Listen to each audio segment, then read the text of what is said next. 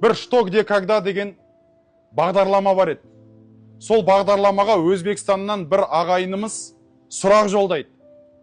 Орысшалатып. Омар радиаллаху анху деген халифа болған. «Что, где, когда» білесіздер ма? «Что, где, когда» деген бағдарлама бар орыстарда.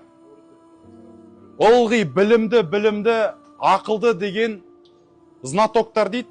Ақылды адамдар отырып, елдерден келген, адамдардан келген сұрақтарға кез-кезмен жауап беріп, солармен жарысқа түседі.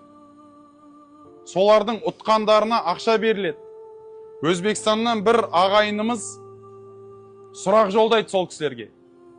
Ол сұрағы былай дейді.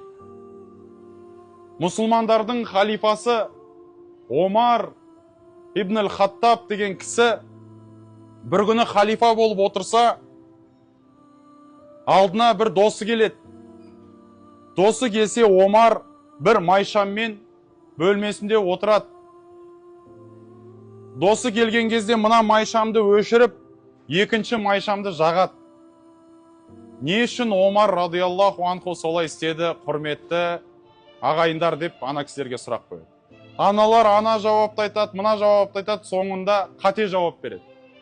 Кейін жаңағы кісінің өзінің жауабын айтқан кезде Омар радиаллаху анху досына айтты дейді. Досым, мынау майшам мемлекеттің ақшасына алынған майшам еді. Ал мынау менің өзімнің маңдай теріммен тапқан ақшама алынған майшам еді. Сен менің досымсың, екеуміздің әңгімеміз мемлекетке ешқандай қатысы жоқ. Сондықтан да мен мемлекеттің бір сәтке болса да ақысын, майшамын қолданудан Алладан қорқамын деп айтты дейді.